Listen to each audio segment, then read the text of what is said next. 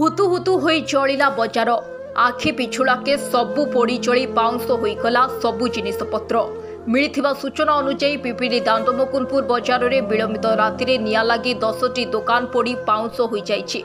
20 लाख ऊर्ध्व टंकार संपत्ति पोड़ी पाउंस होइथिबा सूचना मिली।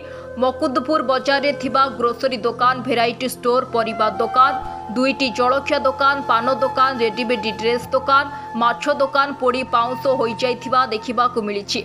सर्ट सर्किट्रु निया लागिथिबा अनुमान करा जाउछि। निया लागिथिबा मुकुंदपुर ठारू अग्निशम कार्यालय मात्र 1 किलोमीटर होइथिबा बेले दमकल पहुंचीबारे विलंब हेतु भयावह हेला अग्निकांड।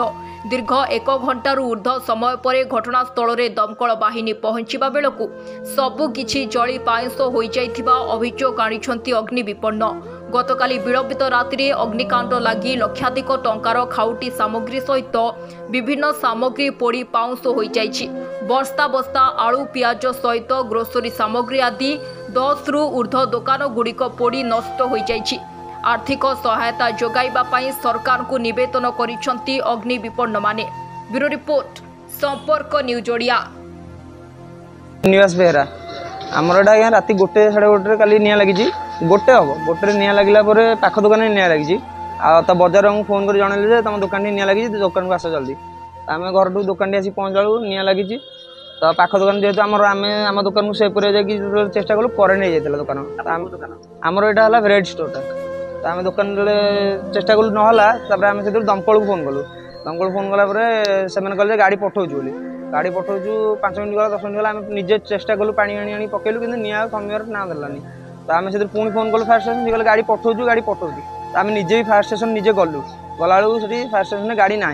तो जी अथॉरिटी थे पचारा से कहले गाड़ी अलग जगह आम पलैची आम अलग कौटी कंटाक्ट करूँ। तो सी कंटाक्ट कले कंटाक्ट करके गाड़ी आसी पहुँचला बेलू मिनिमम घंटे 1.5 घंटा होगा।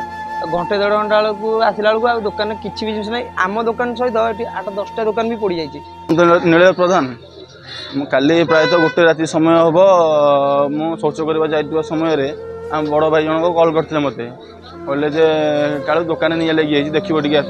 देखला आम दुकान आरंभ होता निआटा एत जोर मापिला जे लिभेवा असंभव होता। आम फायर स्टेशन कल करूँ सी कहले पठेबे पठेबे पठेबे कहीकि घंटाए भितर हुए तो मो दुकानटा किसी बची जाता। फायर स्टेशन अवहेला सकाशु प्रायतः 8टा दुकान जलीगला।